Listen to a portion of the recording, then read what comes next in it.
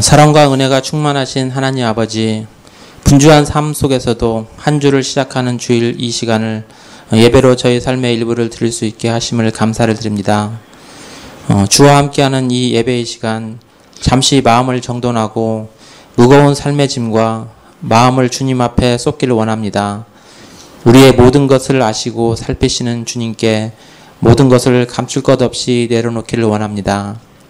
지난 한 주 동안 하나님을 높이고 이웃을 사랑하는 삶이 아니라 나를 높이고 세상을 사랑하는 삶이었는지 이 시간 마음을 돌아봅니다. 부끄러운 일들이 있었다면 이 시간 기억하고 회개하는 마음을 주시옵소서. 버려야 할 죄의 습관이 있다면 그 습관을 끊을 수 있는 은혜를 베풀어 주시옵소서. 주님, 저희는 강도 만난 이웃과 같이 어려움에 빠진 난민 소식과 또 하루에도 여러 건의 안타까운 이웃 소식들을 접하면서 한편으로 입술만의 평화를 이야기하고 기도와 행동에 있어 게으른 자들이 아닌지 이 시간 돌아봅니다. 지금 우리와 자녀들이 살아가고 처해 있는 세상은 관심이 자신과 돈에가 있고 마음과 입술이 교만하고 사회와 관계의 질서의 권위가 무너지고 감사하지 않고 하나님을 사랑하지 않고 드러나는 경건의 모습은 일부 있으나 능력을 부인하는 세상입니다. 주님, 이러한 세상에서 고난을 통해 교회를 연단하시고 거룩하고 구별하여 성도들이 세상에서 빛처럼 소금처럼 이 세상에서 살아가기를 원합니다.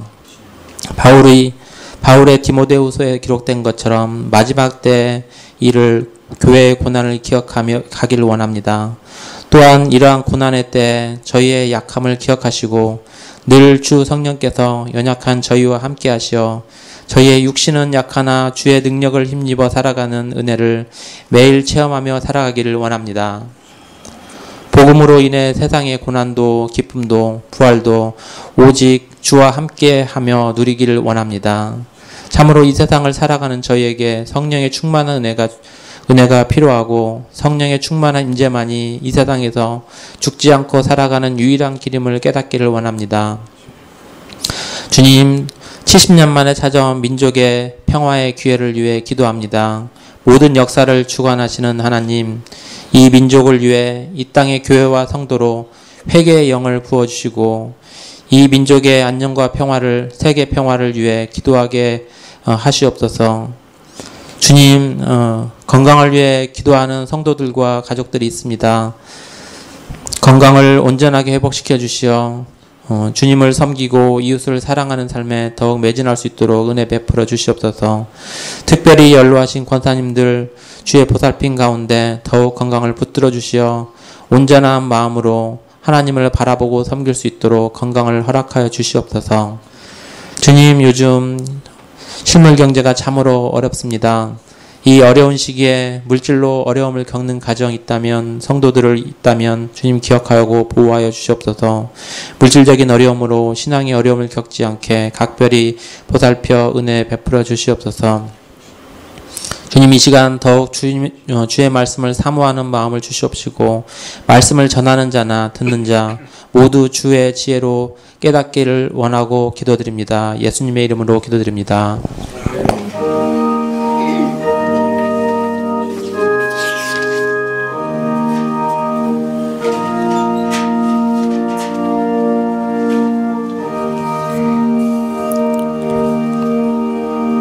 네, 말씀은 요한계시록 19장 6절부터 10절까지 말씀입니다.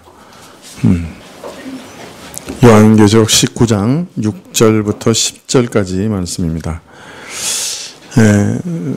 19장 6절 신약 419쪽인데요. 19장 6절부터 10절까지 한 절씩 교독하시죠.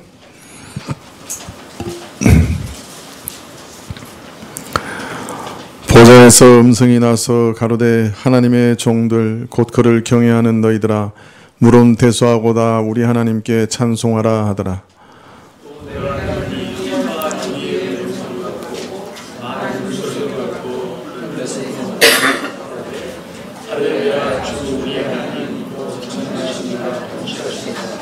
우리가 즐거워하고 크게 기뻐하여 그에게 영광을 돌리세.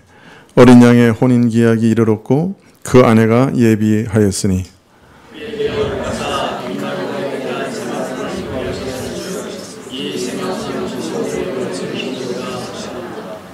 천사가 내게 말하기를 기록하라. 어린 양의 혼인잔치에 청함을 입은 자들이 복이 있도다 하고 또 내게 말하되 이것은 하나님의 참되신 말씀이라 하기로 그가 나더러 말하기를 나는 너와 및 예수의 증거를 받은 내 형제들과 같이 된 종이니 삼가 그리하지 말고 오직 하나님께 경배하라. 예수의 증거는 대언의 영이라 하더라. 아멘. 이제 다음 주면 아마 19장 끝날 것이고 그 다음 주에 아마 20장으로 들어갈 것 같은데 요한계시록 20장은 사실 최고의 난제입니다. 이제 뭐 읽어보시면 아시겠지만은 20장에 대한 명백한 해석이 아직까지 뭐랄까요, 있다고 할까요, 없다고 할까요, 확실하게 말할 수는 없을 정도로 이제 어느 쪽에서는 분명히 있는 거지만은 그러나 하여튼 누구나 다 그러니까 개혁주의 내에서도 온전하게 이렇게 같이 동의하는 그런 해석이 없어요. 해석이 크게 두 부류로 개혁주의 내에도 이제 나눠져 있습니다. 보통 이제 천년설 때문인데요. 천년 동안 예수님 다스리신다는 것 때문에 이것이 예수님의 재림 이후에 있을 일인가, 예수님 재림 이전에 있을 일인가, 아니면은 그 천년기가 어떤 하나의 상징인가, 뭐 이런 어려움이 있습니다. 근데 20장만 넘어가면 그 다음에 이제 뭐 새하늘과 새 땅 하고 가면 금방 끝날 것 같아요.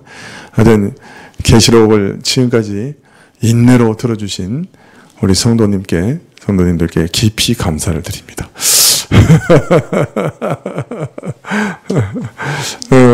아마 제 그 휴가가 끝나기 전에 계시록은 끝나지 않을까 이제 지금 기대하고 있는데요.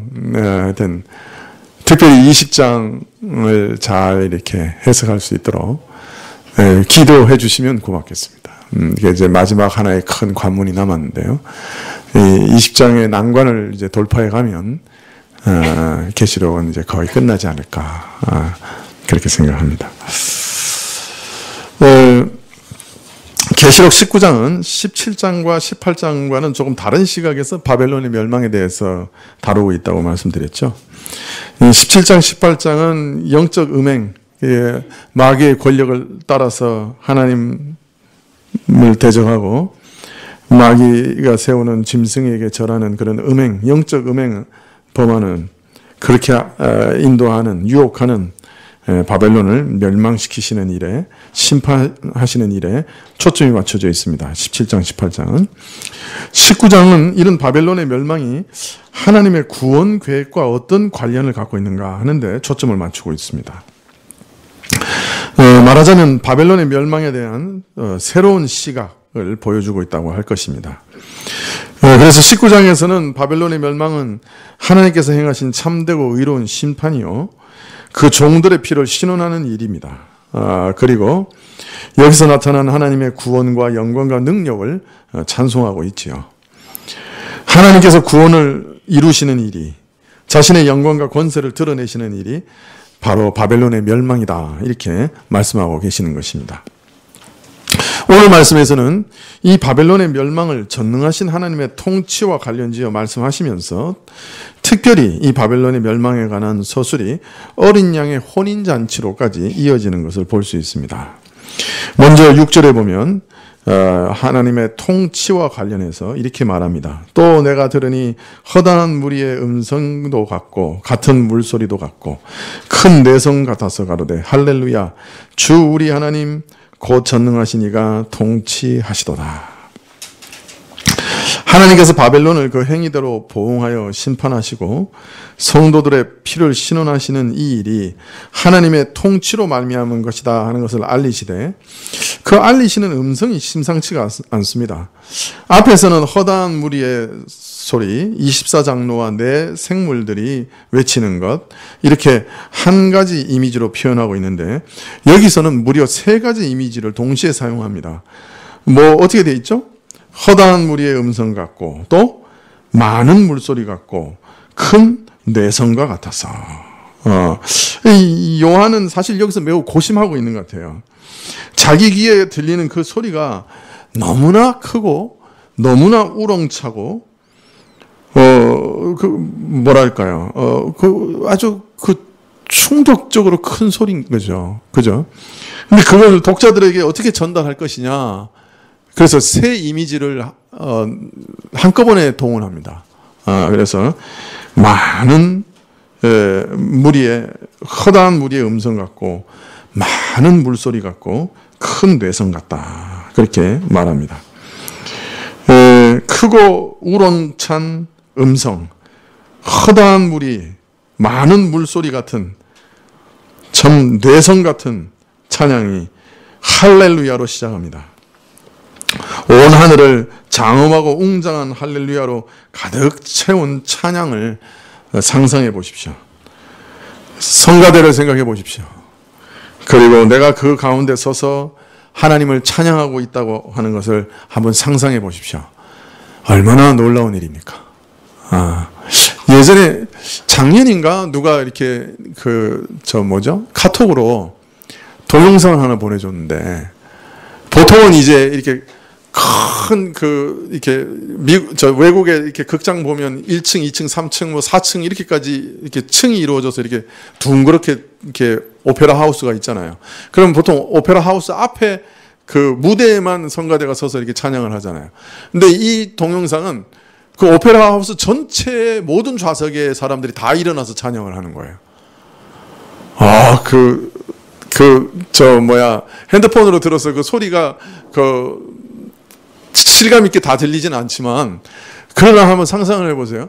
오페라 하우스에 있는 그러니까 오페라 하우스의 무대에서만 찬양하는 게 아니고, 오페라 하우스에 있는 모든 사람들, 거기 한 수천 명은 될 것 같은데, 한 1000명 넘을 것 같은데, 그런 사람들이 전부 일어나서 성가대로 다 그 찬양을 한다고 한번 생각해 보세요. 그 우렁참이 얼마나 대단하겠어요. 그죠? 그 소리를 듣는데 이렇게 전율이 일어나더라고요. 이게 참, 우리가 마지막 날 그 새하늘과 새 땅에서 이 모든 성도들과 천사들이 한꺼번에 모여서 쫙 그 오페라 하우스 같은 데서 일제히 그냥 할렐루야 하고 찬양을 한다 그러면 얼마나 대단하겠어요. 거기 내가 서서 그 일원으로 찬양하는 거 한번 상상을 해보세요. 얼마나 놀랐겠어요. 제가 이게 평생의 소원이 있는데, 그건 뭐냐면 성가대에 쓰는 겁니다.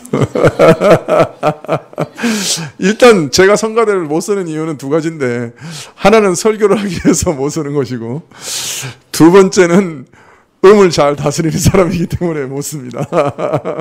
그래서 제가 성가대 쓰려면 누군가 옆에 그 정음을 딱 잡아주는 한 사람 필요해요. 제가 그 사람 따라갈 수는 있어요. 그래서 제가 만일 베이스를 하려면 이제 그 베이스를 잘 잡아주는 사람이 있어야 되는 거죠.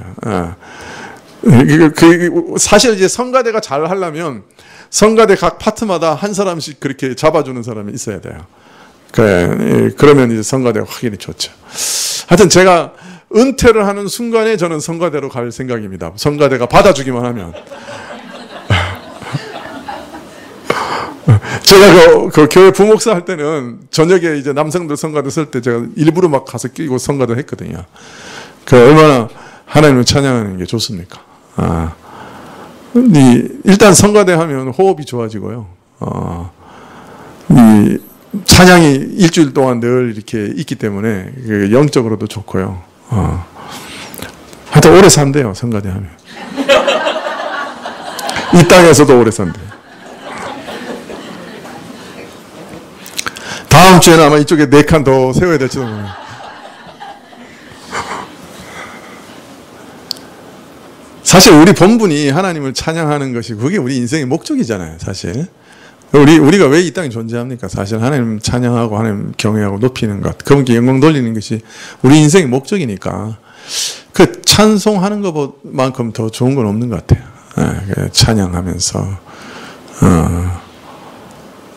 그래서 바라옵기는 우리 이제 그 성도들이 전부 다 이 찬송을 성가대만큼 해서 보통 찬송할 때도 사부로 부르는 거죠, 우리가. 그거 하면 좋겠어요. 성가대는 보통 여기 와서 같이 회중하고 이렇게 예배 드릴 때도 사부로 불러야 돼요. 그래서 나머지 사람들이 사부로 따라 부를 수 있도록 그렇게 인도해 주면 좋죠. 하여튼 한번 상상을 해보십시오. 온 우주에 살아있는 모든 피조물들이 하나님께 나와서 우렁차게 할렐루야 찬양을 부르는 그 순간에 만일 내가 같이 서서 성가대로서 함께 예배드리며 찬양을 부를 수 있다고 하면 얼마나 놀랍고 얼마나 멋있겠어요. 사실 그거 바라보고 우리 가는 거거든요. 오늘 주제가 어린 양의 혼인잔치인데 바로 혼인잔치에 있을 일이죠. 그 놀라운 찬양 성가대 나도 끼어서 그때는 음치도 뭐고 다 사라질 거예요. 그때는 정말 새 노래로 찬양을 할 거예요. 그런 찬양을 부르는 그런 장면을 한번 상상해 보십시오. 자, 이 할렐루야 찬양의 첫 번째 주제가 나옵니다. 주 우리 하나님 곧 전능하신 이가 통치하시도다. 이 바벨론의 멸망은 하나님께서 세계를 통치하시는 그 다스림의 일환입니다. 하나님이 처음 세상을 창조하실 때부터 지금까지 만물을 통치하고 계시죠. 그러나 지금까지 이 세상은 하나님의 왕되심을 인정하지 않고 그 다스림을 거역하는 반역도 계속되고 있는 게 사실입니다.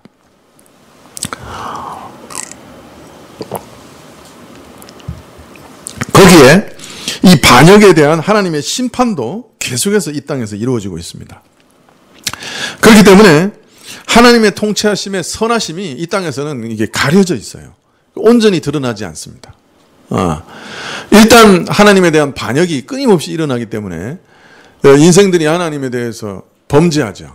하나님의 생명의 말씀을 저버리고 자기 마음대로 살죠. 그 계명을 어기니까 그 계명을 어긴 것 때문에 자신도 파괴하고 남도 파괴하죠. 간음하지 말라는데 간음하니까 가정이 파괴되고 그것 때문에 자식들이 병들고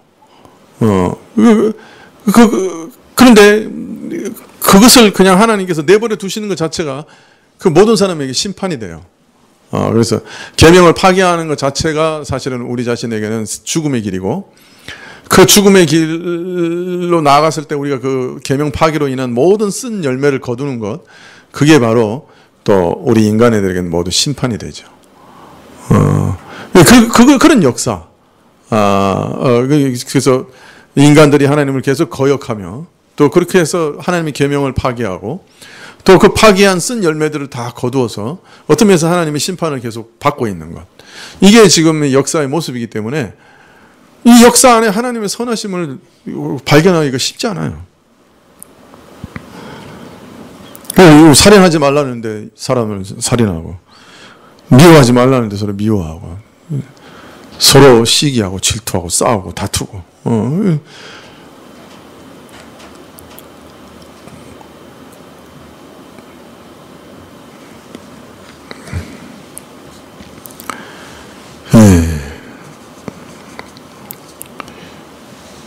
그런데 이제 바벨론이 멸망함으로 하나님의 통치가 이제 만천하에 드러나게 된 거죠. 바벨론의 멸망은 하나님의 통치가 온전히 드러나서 하나님께서 온 우주의 왕이신 것을 부인할 수 없게 만드는 겁니다. 또 하나님의 통치를 이제 누구도 거역할 수 없다고 하는 것을 온 우주에 선포하시는 일이기도 합니다. 이런 사실을 크고 웅장하게 우레 같은 음성으로 성도들이 찬양하고 있습니다. 하나님께서 통치하셨다. 통치가 이제 온전히 완성되었다. 그래서 이제 바벨론은 멸망하였다. 이렇게 외치고 있는 거죠. 이어서 할렐루야 찬양의 두 번째 주제가 나옵니다. 19장 7절에 우리가 즐거워하고 크게 기뻐하여 그에게 영광을 돌리세. 어린 양의 혼인 기약이 이르렀고 그 아내가 예비하였으니. 자, 그런데 흥미로운 것은 하나님께서 바벨론을 멸망시키시는 이런 통치가 우리라고 불리우는 자들에게는 기쁨과 즐거움이 되며 하나님께는 영광을 돌려드리는 일과 연결되어 있는 것인데요. 이 바벨론의 멸망은 성도의 피에 대한 신원인 까닭에 성도와 사도들과 선지자들의 기쁨이 되는 건 사실입니다. 그런데 여기서는 바벨론의 멸망이 어린 양의 혼인잔치와 밀접한 관계가 있기 때문에 성도들의 기쁨과 즐거움이 된다고 말하고 있습니다. 그래서 하나님의 통치로 인한 바벨론의 멸망은 어린 양의 혼인잔치와 매우 깊은 관계가 있다는 거예요. 어떤 관계가 있느냐, 그것을 우리가 좀 살펴보십시다. 자, 예수님께서 천국을 혼인잔치로 비유해서 가르치신 내용이 25장에 나오는데요. 열처녀 비유가 바로 그것입니다. 이 열처녀 비유에는 혼인잔치를 예수님의 재림과 관련 짓고 있습니다. 24장에서 성전이 파괴되고 무너질 것을 예언하시는 말씀에 제자들이 깜짝 놀랐죠. 그래서 세상의 종말과 주의 재림의 징조가 뭐냐라고 묻습니다. 예수님께서 그러한 재림의 징조에 대해서 쭉 말씀하시는 이후에 24장 말미에서부터 이러한 예수님의 재림을 우리 성도들은 어떤 자세로 기다려야 할 것인가 하는 것을 가르치십니다. 비유로 가르치시는데요. 그 중에 하나가 열처녀 비유입니다. 여러분 뭐 열처녀 비유를 다 설명 안 해도 알 거예요. 그죠? 이 신랑을 맞이하는 열처녀가 있었습니다. 아마 이게 신부 들러리일 가능성도 있는데요. 이 신랑을 맞이하기 위해서 신부 들러리들이 이제 기다렸는데 이 신랑이 늦게 오는 거예요. 그러니까 다 졸고 잤어요. 이게 중요한 점은 다 졸았다는 거예요. 누구도 예외 없이 다 졸았어요. 다 졸고 자는데 갑자기 신랑이 왔어요. 그래서 그 신랑을 맞이하러 나오라 그래서 등불을 들고 나가야 되는데 다섯은 등불에 기름이 예비되어 있어서 등불을 들고 나가고 다섯은 등불에 기름이 없어서 나가지 못하게 됐어요. 그래서 등불 있는 사람, 그 기름 있는 사람들한테 좀 나눠달라 그랬더니 우리 쓸 것도 모자라니까 너 이제 시장에 가서 사오라 그랬단 말이에요. 그래서 이 사람들이 등불을 그 기름을 구하러 간 사이에 신랑이 도착하고 혼인잔치는 시작되고 혼인잔치가 열리는 집의 문은 닫혀버렸어요.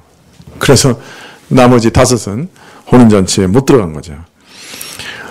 그 비유가 무엇을 의미하든지 간에 일단 여기서 가르치시는 것은 재림을 기대하는 신자들은 어떤 자세로 살아야 되느냐. 두 번째 강조하는 것은 어떻게든 기름을 예비하고 있으라.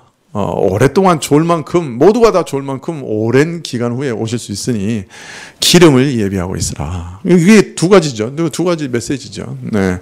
그 기름은 뭐냐? 뭡니까 기름이?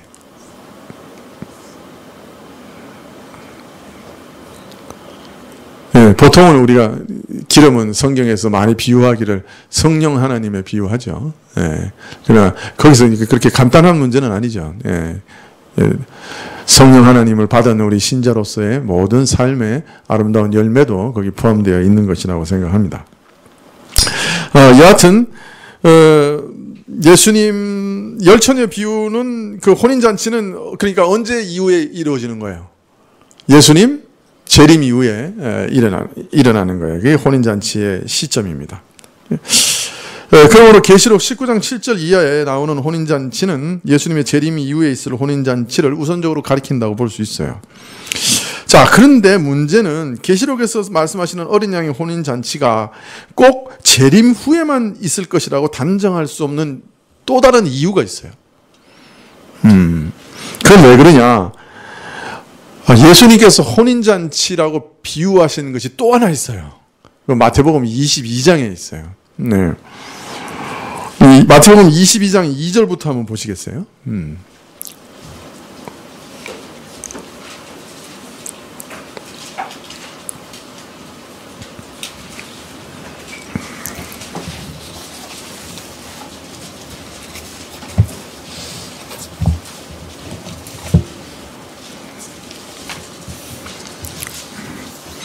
자, 한번 같이 읽어볼까요?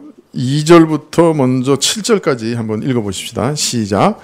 천국은 마치 자기 아들을 위하여 혼인잔치를 베푼 어떤 임금과 같으니 그 종들을 보내어 그 청한 사람들을 혼인잔치에 오라 하였더니 오기를 싫어하거늘 다시 다른 종들을 보내며 가로되 청한 사람들에게 이르기를 내가 오찬을 준비하되 나의 소와 살찐 짐승을 잡고 모든 것을 갖추었으니 혼인잔치에 오소서 하라 하였더니 저희가 돌아보지 않고 하나는 자기 밭으로 하나는 자기 상업차로 가고 그 남은 자들은 종들을 잡아 능욕하고 죽이니 임금이 노하여 군대를 보내어 그 살인한 자들을 진멸하고 그 동네를 불사르고 이렇게 되어 있습니다.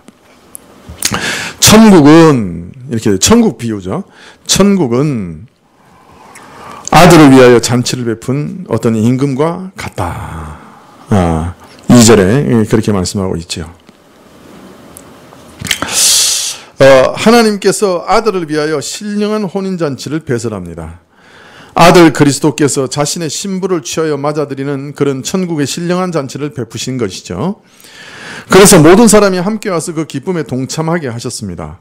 그래서 이미 청함 받은 사람들, 이미 청함을 받았다고 하는 것은 이 초청이 언제 이루어졌다는 거예요? 지금 이루어졌다는 거야? 아니면 과거에 이미 초청장이 갔다는 거예요? 네? 과거에 초청이 이루어졌다는 거죠. 이미 청함을 받은 사람들, 과거에 청함을 받은 사람들에게 종들을 보내서 이제 시기가 다 됐으니까 오시오 그랬단 말이에요. 자, 과거에 청함받은 사람들은 누구를 가리키겠어요? 이 비유에서. 예? 이스라엘요. 예, 과거 구약 이스라엘을 포함해서 선지자를 통해서 전부 그 이스라엘을 하나님께서 부르셨죠. 아들을 통해 베풀고자 하는 천국의 약속을 구약 이스라엘 때부터 다 받았어요. 이스라엘은. 이들에게 종들을 보내 청했습니다. 그런데 이들이 초청을 거부했어요. 그래서 주인이 안타까워서 다른 종들을 보내 왕의 말을 전하게 하였습니다. 다시 다른 종들을 보내어 가로되 청한 사람들에게 이르기를 내가 오찬을 준비하되 나의 소와 살찐 짐승을 잡고 모든 것을 갖추었으니 혼인잔치에 오소서 그랬는데, 어떤 면에서는 내가 너희에게 수천 년간 약속해온 그 나라가 이제 완성되었으니 이제 참여하라 했으나 사람들은 관심을 두지 않았어요. 어떤 이들은 심지어 종들을 능욕하니 이에 왕이 군대를 보내서 진멸해버리고 말았어요. 이것은 이스라엘의 미래를 암시하는 말씀이죠. 마태복음 22장 8절 이하에 보시면 이에 종들에게 이르되 혼인잔치는 예비되었으나 청한 사람들은 합당치 아니하니 사거리 길에 가서 사람을 만나는 대로 혼인잔치에 청하여 오너라 한데 종들이 길에 나가 악한 자나 선한 자나 만나는 대로 모두 데려오니 혼인자리에 손이 가득한지라. 임금이 손을 보러 들어올새 거기서 예복을 입지 않는 한 사람을 보고 가로되 친구여 어찌하여 예복을 입지 않고 여기 도로 왔느냐 하니 저가 유구무원이거늘. 임금이 사람들에게 말하되 그 수족을 결박하여 바깥 어두운 데 내어 던지라. 거기서 슬피 울며 이를 갈미 있으리라 하니라. 이미 잔치는 준비되었어요. 그런데 이스라엘은 이 잔치에 합당하지 않았습니다. 오지 않았습니다. 너희는 길가에 나가서 어떤 사람이든 초빙하여 잔치를 채우라고 합니다. 그런데 잔치에 참여한 사람 중에 예복을 입지 않은 사람이 있었습니다. 임금이 예복 없이 앉은 사람에게 네가 왜 예복이 없느냐 물으니 묵묵부답이라. 잔치에 초대받는 자는 그 자리에 알맞는 예복을 입기 마련입니다. 우리나라도 결혼식 같은 데는 다 그래도 정장하고 오죠. 요새는 그런 것도 없죠. 혹 반바지 차림으로 오는 사람도 있는 것 같아요. 그러나 대부분은 혼인잔치에 예복을 입고 오죠. 자, 그런데 옷이라고 하는 것은 근본적으로 우리 사람의 수치를 가리는 것입니다. 그 몸을 아름답게 단장하는 것이죠. 여기에서 잔치가 영적인 잔치를 비유하는 것이라면 이 옷도 영적 잔치에 합당한 옷이라고 할 수 있습니다. 왕은 예복이 없는 자를 혼인잔치에서 내어쫓습니다. 자, 그런데 이 비유는 오늘 계시록 19장 7절 8절 말씀과 매우 비슷합니다. 오늘 말씀에 어린 양의 혼인 기약이 이르렀고 그 아내가 예비하였으니 그에게 허락하사 빛나고 깨끗한 세마포 옷을 입게 하셨다. 이렇게 말하고 있습니다. 이것은 마태복음 24장 혼인 비유에서 마치 예복을 입는 것과 비슷하죠. 그 깨끗한 세마포 옷을 입게 하셨다. 이렇게 하니까요. 자, 그런데 이 마태복음 22장의 혼인잔치는 언제 있을 잔치입니까? 예수님의 재림 이후에 있을 혼인잔치입니까? 아닙니까?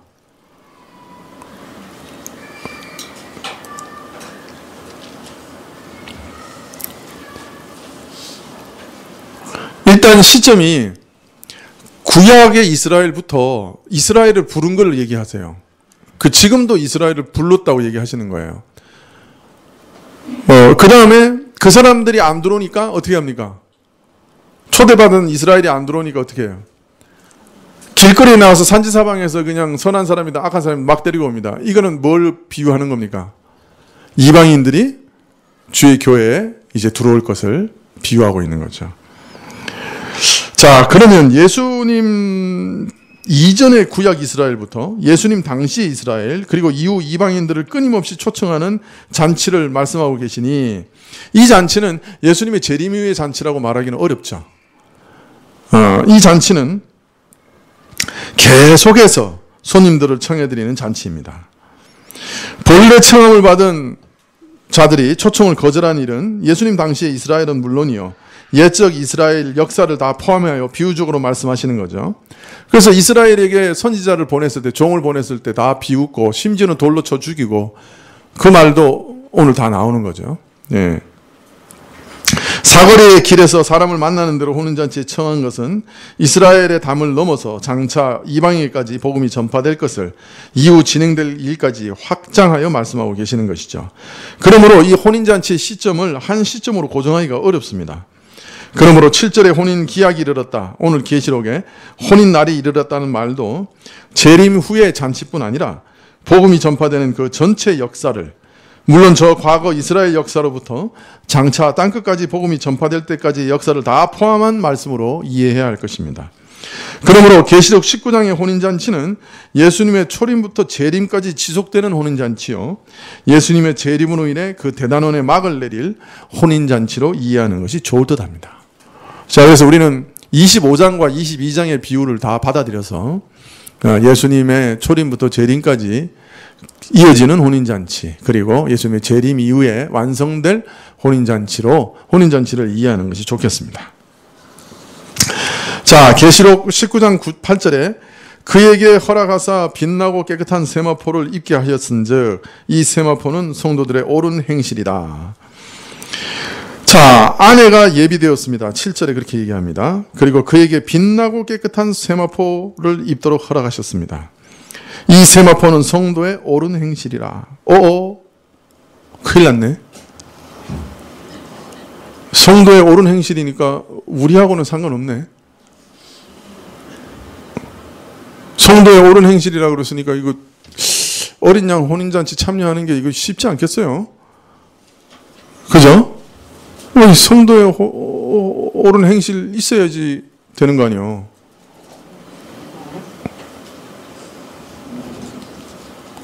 전혀 두려워하지도 않고 전혀 놀라지도 않고 여러분 매우 자신이 있는 것 같아요. 성도의 의로운 행실 나는 되지. 큰일 났네요. 이 말씀은 마치 재림 때 점도 흠도 없는 온전한 모습으로 단장한 그리스도의 신부 우리 성도를 가리킨다고 볼 수 있습니다만은 그러나 그렇게 단정하기에 여지가 있습니다. 여기서 말하는 것은 다만 이 땅에 살아가는 우리 신자에게 이런 은혜가 주어진다는 사실을 말하기 때문입니다. 그것이 반드시 재림 때 있을 온전한 모습을 말한다고 보아야 할 이유가 없습니다. 왜 그렇게 봐야 되냐면 9절에 어린 양의 잔치에 청함을 받은 자는 복이 있도다라고 한 천사의 말은 오히려 이 혼인잔치가 복음의 역사가 진행되는 과정에서 지속적으로 부름을 받고 천국에 들어가는 것을 포함하고 있음을 암시합니다. 특별히 오늘 읽지는 않았지만 계시록 9장 15절에 보면 그리스도께서 만국을 친히 철장으로 쳐 파하시고 다스리는 그런 통치에 대해서 말하고 있습니다. 말하자면 그리스도께서 벌이시는 전쟁에 대해서 얘기하고 있기 때문에 이런 흐름에서 재림 이후에 있을 어린 양의 혼인잔치만을 말씀하는 것으로 보기는 어려운 것이죠. 시간적으로 순서에 얽매여 서술하기보다는 그 시점을 자유롭게 옮기다면서 어떤 때는 그리스도의 재림 이후의 일을 내다보고 어떤 때는 그 시점을 훨씬 전으로 거슬러 가기도 하는 이런 자유로운 시점 때문에 이런 계시록의 특성을 가지고 이해한다고 하면 이 어린 양의 혼인잔치 초청을 받고 그 기쁨과 즐거움에 참여하는 복음의 역사에 대해서 지금 계시록은 말한다고 할 수 있겠습니다.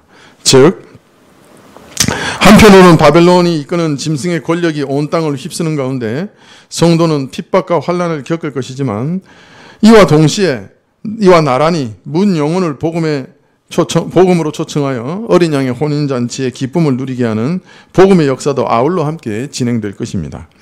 이 천국잔치가 바벨론의 멸망과 더불어 완성될 것을 오늘 알리고 있는 것이지요. 사실 예수 그리스도를 믿는 순간 우리는 예수님과 연합합니다. 예수님이 내 안에 들어오시고 내가 예수 그리스도 안에 들어가죠. 일종의 천국잔치에 참여한 것이라고 할 수 있습니다. 혼인잔치에 참여한 것이죠. 이것은 계시록이 앞서서도 계속 이런 식으로 얘기한 것이죠. 한편으로는 재앙과 재난의 역사요, 핍박의 역사요. 그러나 그 가운데 하나님의 선택하신 14만 4천의 무리가 준비될 것을 얘기하셨습니다. 예수님 자신도 그렇게 얘기하신 것이죠. 오랫동안 환난과 곤고와 거짓 선지자의 유혹과 그 많은 환난 속에서 복음이 땅끝까지 전파될 것이다. 그렇게 예수님이 예언하셨는데 그 말씀을 오늘 이렇게 그림처럼 한다고 볼 수 있습니다. 8절에 보면 다음과 같은 말씀이 있습니다. 마치 신부가 신랑을 위하여 단장하듯 교회가 단장하고 예수님께서 그의 신부된 교회를 맞이할 것이다. 여기 신부가 단장한 세마포 옷은 신부가 갖춰야 할 올바른 의로운 행실이다. 의로운 행실로 번역하는 게 제일 좋습니다.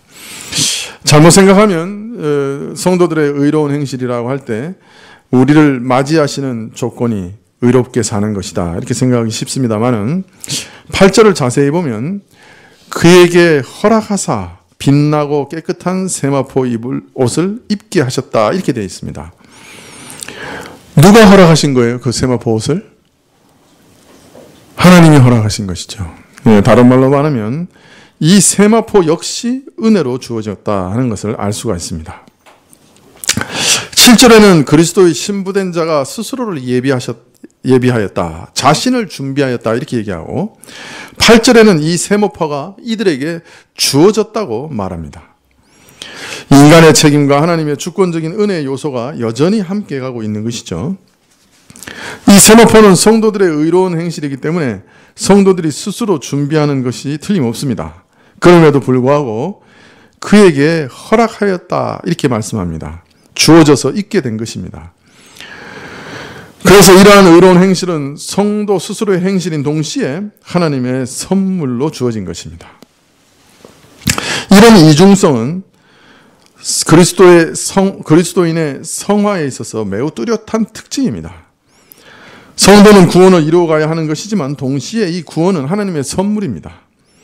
빌립보서 2장 12절 이하에 보시면 그러므로 나의 사랑하는 자들아 너희가 나 있을 때나 뿐 아니라 더욱 지금 나 없을 때에도 항상 복종하여 두렵고 떨림으로 너희 구원을 이루라 이렇게 말합니다. 두렵고 떨림으로 우리 구원을 이루어 가야 됩니다. 근데 빌립보서 2장 13절 바로 다음 절에 너희 안에서 행하시는 이는 하나님이시니 자기의 기쁘신 뜻을 위하여 너희로 소원을 두고 행하게 하신다 이렇게 말합니다. 바울은 12절에서 빌립보서 2장 12절에서 너희가 구원을 이루라고 하였고 성도의 책임을 말하고 있습니다. 그런데 13절에서는 곧바로 너희 안에서 행하시는 분은 하나님이시다라고 말합니다. 우리는 사람이 하면 사람이 하는 것이고 하나님이 하면 하나님 하시는 것이지 뭐 이런 게 있는가 이렇게 생각하기 쉽습니다만은 바울에게는 이것이 전혀 이상한 게 아니었어요. 바울에게는 이것이 항상 함께 가는 것입니다. 내가 신자로서 의로운 행실을 하기 위해서 힘써야 합니다. 그런데 그것이 사실은 하나님이 주시는 선물입니다.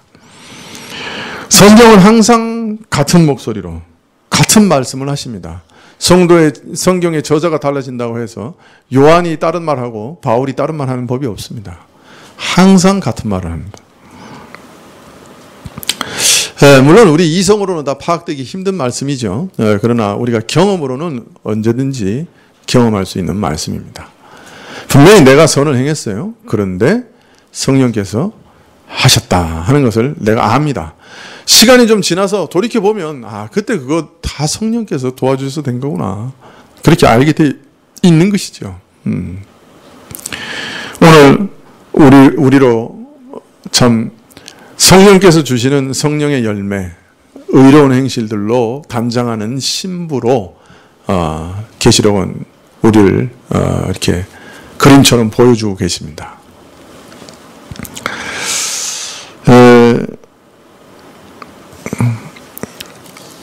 이 성령께서 주시는 그 의로운 행실로 우리를 스스로 단장하는 이 아름다움은 가장 기본적으로는 그리스도의 의를 우리에게 선물로 주시는 것에서도 시작되지요.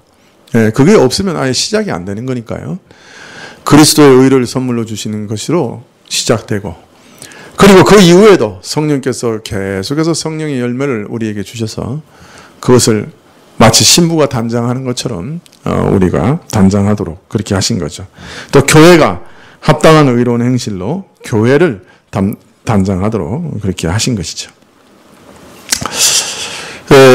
사실 정혼한 신부는 다른 남자에게 눈길 돌리면 안 됩니다. 마음 주면 안 됩니다. 다른 남자에게 자꾸 눈길 돌리면 그거는 정결한 신부가 아니고 음녀죠. 바벨론의 음녀와 같은 자입니다. 그러므로 그리스도의 정결한 신부인 우리는 눈길을 그리스도에서 벗어나 세상으로 향해서는 안 됩니다. 이 땅의 물질과 육신의 쾌락과 방종의 마음이 이끌려서는 안 될 거예요. 오직 신랑 대신 어린 양만을 바라보고 어린 양만을 사랑하고 어린 양만을 생각하고 어린 양만을 기다려야 합니다. 살아도 주를 위해 살고 죽어도 주를 위해 죽으려는 마음이 가득해야 하는 것이에요. 그것이 거룩한 신부의 모습입니다. 근데 이 유대교에 있어서 그 결혼 제도가 참 복잡해요. 이게 뭐 아주 복잡한데 그걸 길게 설명드릴 수는 없는데, 보통은 먼저 정혼을 해요. 이 정혼이라고 하는 거는 가서 약혼하는 거예요, 우리말로는. 근데 이게 우리 약혼하고는 강도가 틀려요. 가가지고 신랑이 그 신부한테 그 정혼하는 그 서류를 줍니다. 그 서류에는 내가 왜 당신하고 결혼해야 되느냐 하는 그 이유와 하여튼 뭐 결혼해서 어떻게 하겠다 그런 그 약속을 이렇게 서류로 작성해 가지고 아내한테 줘야 됩니다. 그리고 바로 결혼하는 게 아닙니다. 1년 이상 그 신부를 그냥 신부 집에 맡겨놓고 다시 돌아갑니다. 그리고 1년 동안에 그 서류 작성한 대로 다 준비해야 돼요. 집도 준비하고 남자가 집을 지어야 돼요. 그래가지고 내가 당신을 집을 지은 다음에 데리러 오겠습니다. 그 다음에 더 중요한 거는 신부한테 지참금을 줘야 돼. 1년 안에. 막대한 지참금을 줘야 돼. 그 지참금을 줘야 되는데 못 주면 1년이나 뭐 2년이나 뭐 지참금을 다 갚을 때까지 신부 집에 가서 종노릇 해야 돼. 그게 결혼하는 게 쉬운 게 아니에요.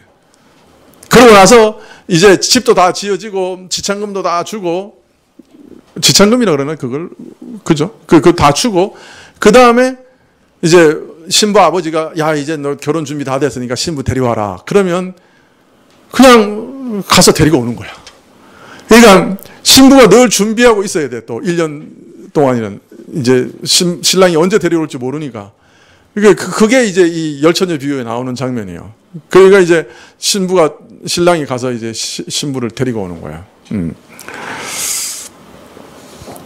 그 1년 동안 정혼한 후에 약혼한 사람은 오매불랑 기다려야지. 맨날 딴 남자 이렇게 쳐다보고 있으면 그걸 이미 간음이라 그래요. 우리는 지금 정혼하고 어떤 면에서 마지막 날 신랑의 혼인잔치를 기다리고 있는데, 그 우리 모습 보면 그 신랑이 아마 고혈압 걸릴 것 같아. 맨날 기웃기웃. 남은 거 기웃기웃. 그 1년 동안 이게 신랑을 기다리니까 이게 무료하잖아요. 이게 그냥 재미도 없고 그냥 신랑이 있는 것도 아니고 그냥 신랑만 기다리고 그냥 있으려니까 이 신부들이 이 몸이 깝깝해가지고 계속 딴 데 보는 거예요. 그걸 민수기에서 이렇게 얘기합니다. 민수기에서 한 2년 지난 다음에 이게 매일 만나와 그 참 하나님의 기적 같은 그 참 반석에서 나오는 샘물 막 이런 걸 모시면서 사는데 그 또 막 메추라기가 와서 막 고기도 주고 그러는데 이 사람들이 뭐라고 불평합니까? 이 광야에는 수박도 없고 참외도 없고 마늘도 없고 부추도 없고 참 우리 입에 맞는 게 하나도 없다. 우리가 맨날 만나만 먹고 있어서 정력이 다 쇠했다. 이러고 자빠집니다. 그리고 슬피 울면서 애굽에서는 그거 먹었는데 애굽에서는 그거 먹었는데 이러고 자빠졌어. 매일 만나 아침에 먹고 메추라기가 맨날 쏟아지고 막 기적을 경험하는데 그러고 있는 거야. 근데 또 거꾸로 생각하면 한 2년 만나 먹었거든. 이게 만나가 뭐예요? 이 기름에 튀긴 과자 맛이란 말이야. 처음에는 얼마나 맛있었겠어. 예. 근데 2년쯤 먹으면 어떻게 될까? 짜장면도 2년 먹으면 안 질릴까? 그죠? 그게 질리는 거예요. 아무리 기적이고 아무리 좋고 막 아무리 은혜인데 막 처음에는 막 예수님 나를 위해서 죽으셨다 막 눈물을 펑펑 흘리고 그런 은혜가 있냐 이랬는데 한 2년 들으니까 그래 죽으셨지. 그냥 그 뭐 아무 자극도 없고 그냥 그래 뭐 그래서 어떻다는 거다 이리 돼가는 거예요.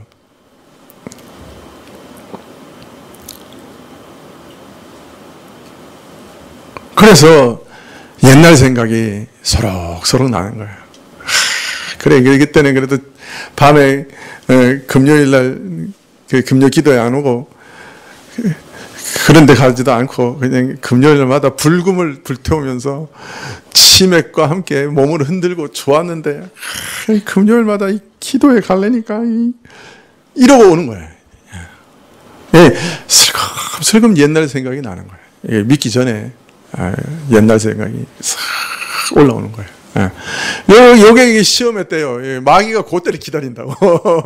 이거 마귀가 그거 다 알고 있거든. 3, 6, 9에 약한 거 알거든. 그래 3년, 6년, 9년 쫙 기다리고 있다고. 그러다가 그냥 딴 데 보고 있는 것 같으면 와서 확 낚아채 가려고 그런다.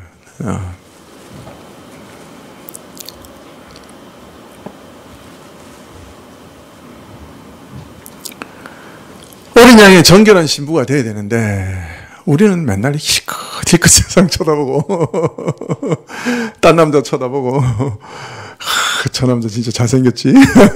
장동건 닮았지? 이러고 있는 거야 이제.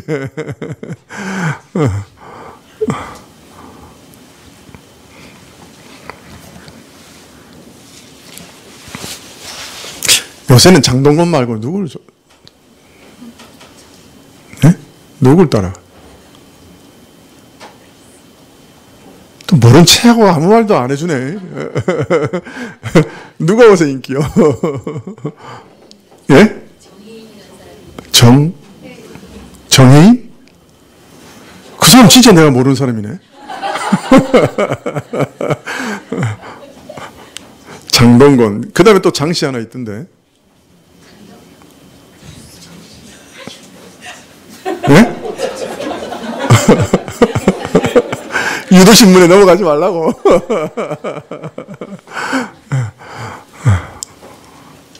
이번에 군대 갔는데 그 친구가 무슨 장애라고 뭐 공황장애인가 뭐 예? 장근석. 장근석. 맞아. 예. 그 사람 잘생기죠. 아니에요.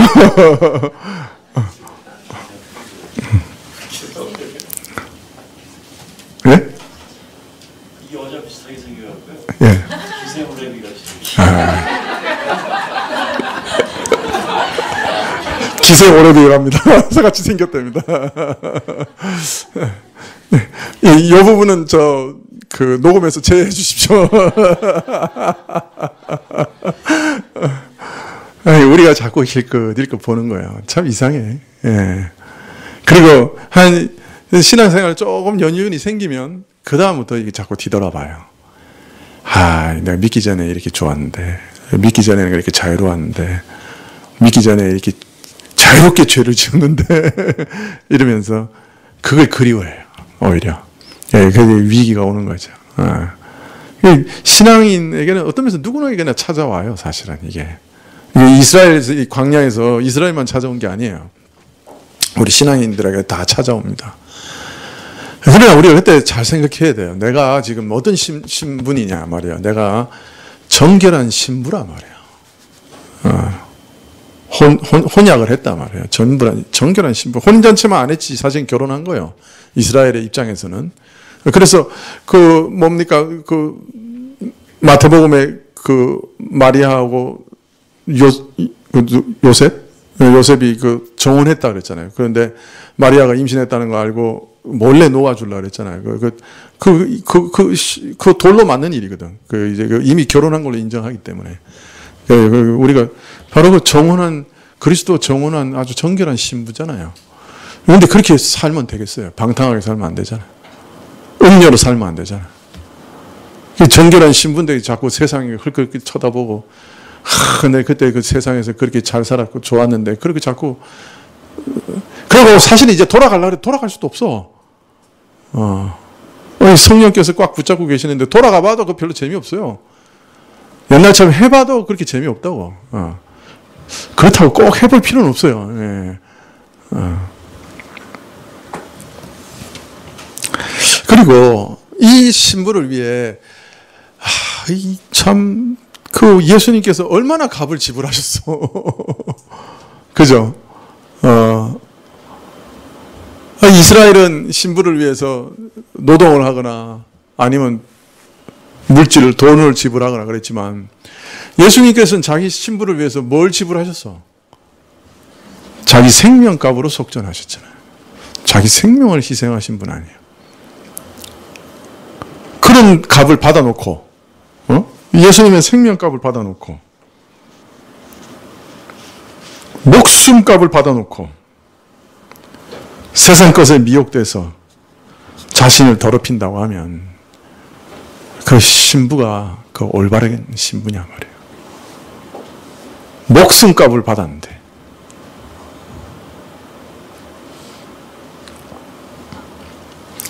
그래서 오직 신랑에게 진실한 사랑, 순결한 사랑, 마음을 다한 사랑으로 자신을 준비하는 정결한 신부가 되어야 합니다.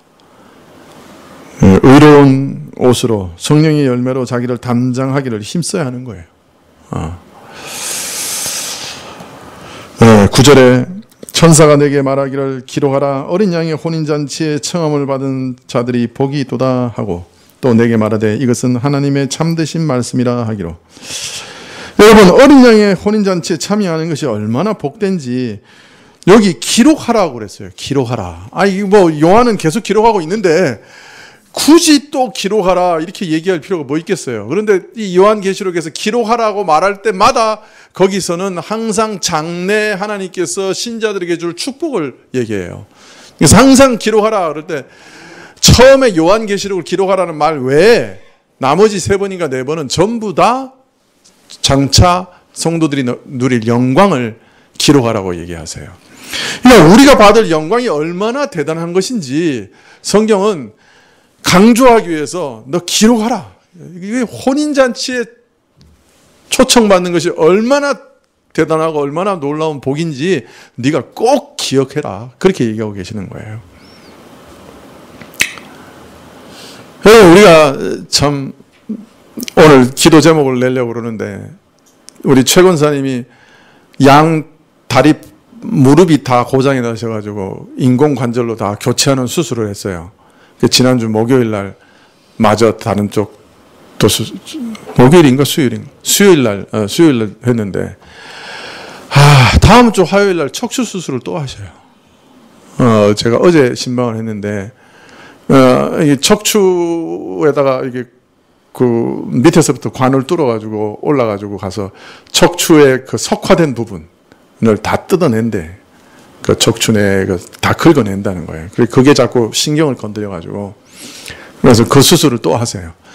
나이 86인데 3번 또 수술을 하셔야 되니까 참 그 수술을 견뎌내실래나 이거 걱정은 됩니다. 그러나 하여튼 기도해 주십시오.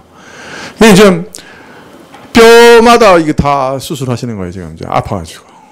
그 사람 몸이라는 게 우리가 그렇잖아요. 우리 지금은 팔팔하게 걸어 다니는 것 같아도 뭐 우리도 멀지 않았어요. 20, 30년 후에는 다 그럴 거예요. 어디 하나씩 고장 나가지고 그냥. 내가 걱정은 20, 30년 내에 우리 교회에 엘리베이터가 생겨야 되는데 우리 다 그럴 거예요. 내가 나중에 나도 그 엘리베이터가 필요할지도 모르잖아. 아니 그래서 내가 20, 30년에는 옮겨가야 되나 이 엘리베이터 있는 쪽으로. 우리 다 그럴 거예요. 우리 장막집 다 무너진다고. 그죠? 예, 언젠가는 아프고 언젠가는 다 무너지고 그렇게 똘똘한 사람이 기억 안 나가지고 계속 망설이게 되고 집 못 찾게 되고 그러는 거예요. 다시 다 어린애로 돌아가는 거예요. 다 썩고 다 죽음을 맞이할 거예요. 예수님 재림하시기 전에. 오시면 좋고 그 전에. 그런데 예수님 오신 다음에 우리가 어떤 몸을 입습니까? 어떤 몸을 입습니까? 참 고통 없는 몸을 입고 썩지 않을 몸을 입을 거예요. 이 고통이 없다고 하는 게 얼마나 대단한 겁니까? 이게 썩지 않는다고 하는 게 얼마나 대단한, 죽지 않는 몸을 입을 거예요. 그게 또 얼마나 대단한 겁니까? 근데 그 몸에 대해서 요한 1서에서는 뭐라 그러냐면 예수님이 지금 입고 계신 그 몸과 똑같은 몸을 입을 거라고요. 그런 영광스러운 몸을 입을 거라고요. 너희가 장차 어떻게 될지 모르지만은 그날에는 너희가 그리스도를 얼굴과 얼굴을 맞대서 볼 그날에는 그리스도와 같을 줄을 너희가 알 거다. 그리스도와 같이 그 영적으로 썩지 않는 그런 놀라운 그냥 어디 가고 싶다 그러면 내가 생각하기에는 문이 닫혀 있어도 쓱 들어오셨으니까 어디 가고 싶다 그러면 그냥 갈 수 있는 몸인 것 같아요. 그럼 대단한 몸을 우리가 입게 될 겁니다. 그 혼인잔치에 참여할 때. 우리가 지금은 뭐 썩지 않는 몸, 그죠? 병들지 않는 몸, 그게 뭐 대단하냐 싶지만은 내 옷에 계속 뭐 권사님들 신방 다니는데 이성호 권사님은 이제 2달 있다가 투석해야 된대 또. 그 신장이 다 고장 났어요. 그러면 이게 또 팔에 이게 또 핏줄 심어가지고 또 투석해야 되잖아. 옆에서 우리 권사님들이 이렇게 보니까 참 이게 노쇠하지 않고 병들지 않고 죽지 않는 몸이라는 게 참 얼마나 대단한 건가. 자꾸 생각나요. 자꾸 생각하게 돼요. 마지막 날 새로운 것을 덧입는, 우리 죽음이라는 것은 죽음으로 끝나는 게 아니라 새로운 세상에서 깨어나는 거잖아. 그 복이 얼마나 대단한 거예요. 죽음으로 끝나는 게 아니라 새로운 세상에서 다시 영원한 낙원에서 다시 깨어나는 것이고, 우리가 썩지 않을 몸을, 병들지 않는 몸을, 고통 없는 몸을 잊게 되는 거예요. 기도하라! 어린 양의 혼인잔치에 참여하는 자들이 얼마나 복된지 기도하라! 그렇게 말씀하고 있어요. 그 기도하라 그러면서 그 어린 양의 혼인잔치의 그 참 귀중함을 계속해서 알려주시는 이유는 우리가 그 영광과 그 기쁨과 그 복을 마음속에 새기지 않으면 금방 잊어버려요. 우리는 뭐가 복이라고 생각합니까? 어린 양의 혼인잔치에 참여하는 걸 복이라고 생각합니까? 아니면 돈벼락을 맞는 걸 복이라고 생각합니까? 목사님 이거 두 말 뿌릴 필요가 없잖아요. 그 돈벼락이죠. 다 그렇게 생각하잖아요. 사업 잘 되는 게 복입니까? 어린 양의 혼인잔치에 참여하는 게 복입니까? 자녀들이 좋은 대학에 들어가는 게 복입니까? 어린 양의 혼인잔치가 복입니까? 더 물을 필요 없죠. 우리는 어린 양의 혼인잔치에 대해서는 눈 멀었어요. 그래서 오늘 비유에도 뭐라 그래요? 혼인잔치에 참석해서 오시오. 그러니까 뭐라 그래요? 상업차로 가고 밭갈로 가고 누가복음에 보면 내가 오늘 소를 샀으니 시험하러 가야 됩니다. 이러고 있잖아요. 거기 다 마음 뺏기는 거예요. 혼인잔치에 좀 마음 쓰시오. 그러면 오늘 새 차 샀는데 저 새 차 좀 시험해야 됩니다. 혼인잔치에 좀 마음을 좀 쓰시오. 그러면 제가 이번에 새 아파트 구입했는데 도배해야 됩니다. 혼인잔치 좀 신경 좀 쓰시오. 그러니까 이번에 중요한 사업차 이거 사인해야 되는데 거기 가야 됩니다. 그게 무슨 죄요? 그거 당연히 먹고 살려면 해야 되는 거 아닙니까? 그게 죄입니까? 그러나 돈이든 사업이든 인간관계든지 그 무엇이든 간에 어린 양의 혼인잔치에 갈 마음을 가로막는 게 있다면 그건 저주란 말이에요.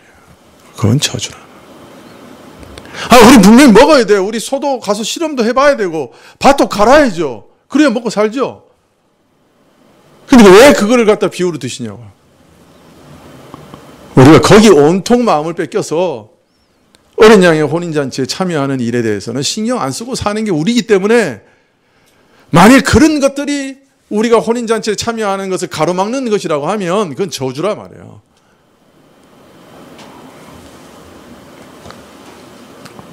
사업의 재미가, 가정생활의 재미가 어린 양의 혼인잔치에 대한 소망과 기대를 빼앗아버리고 여기 그냥 영원히 살면 좋겠다. 조카도다. 여기서 재미있게 살면 참 좋겠다. 그런 생각하지 말라.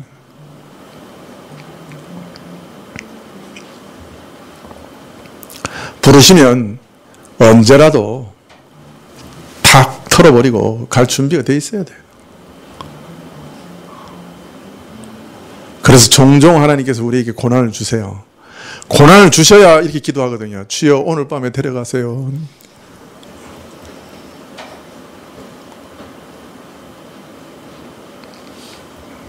안 그러면 우리는 어떻게 생각하냐면 주여 여기가 좋사오니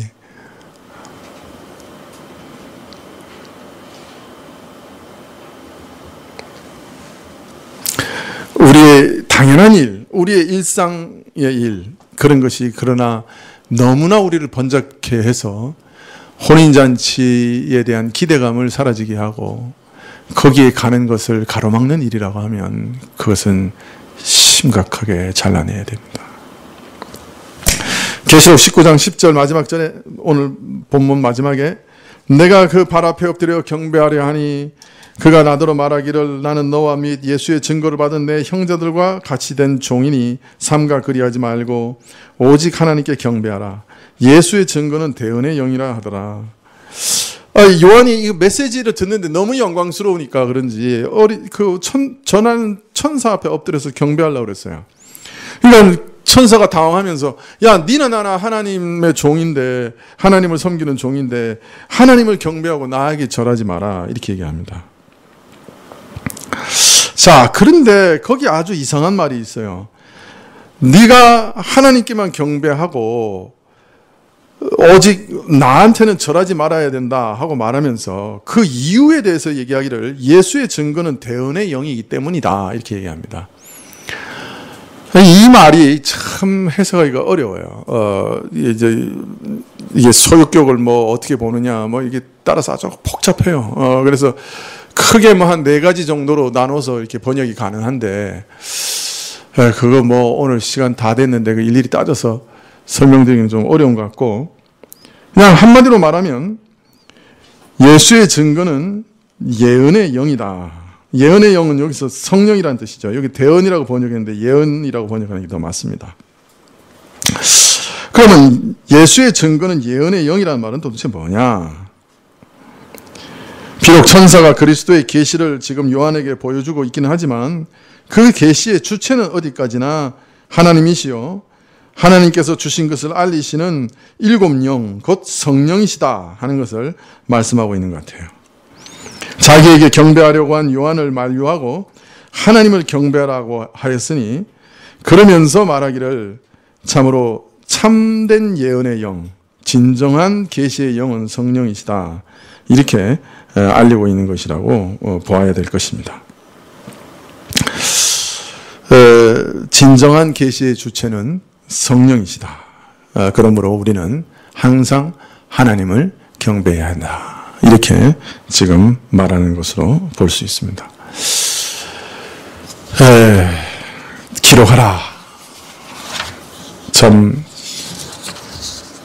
부르심을 받는 어린 양의 혼인잔치에 청함을 받은 자들은 복되다. 우리 성도들이 참 복음 안에서 모두 다 어린 양의 혼인잔치에 초청받고 또 거기에 합당하게 반응하고 그리스도의 의를 힘입고 또 그 의를 입은 자로서 성령의 열매를 잘 단정하는 성도님들 되시기를 참 간절히 소원합니다. 기도하시겠습니다.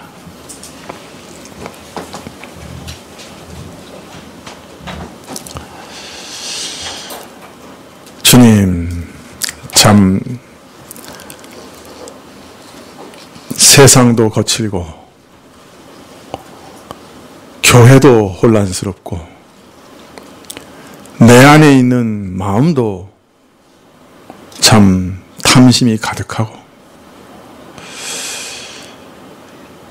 이런 사면초가 같은 상황에서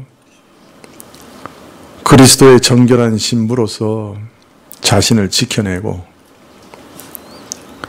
성령의 열매를 가득히 맺는 것이 가능하겠는가?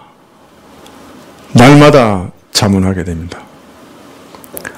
그러나 분명 성령 하나님의 인도하심을 따르는 자들은 성령께서 주시는 진정한 참 소망을 따라 주를 의뢰하며 살아가는 자들은 성령의 도우심을 간절히 구하는 자들은 그 가운데서도 정결한 예복을 입을 수 있게 하신다. 약속하시는 말씀을 듣습니다. 주여, 우리 모두가 이 세상에 참 갖가지 유혹과 쾌락을 하나님보다 더 사랑하는 그 무서운 세력 가운데 구원을 얻게 하시고 교회마저 다 타락하여 하나님을 닮아가는 거룩과 경건에는 관심이 없는 때에도 말씀을 견고하게 붙들며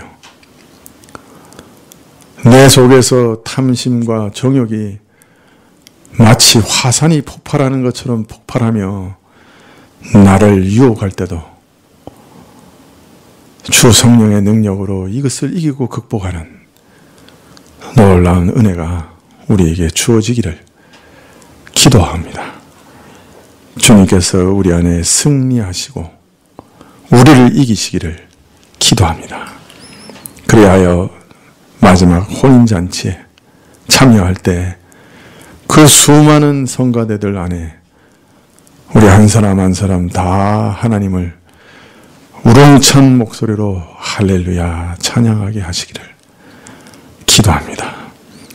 예수님의 이름으로 기도합니다. 아멘. 네, 아까 말씀드린 대로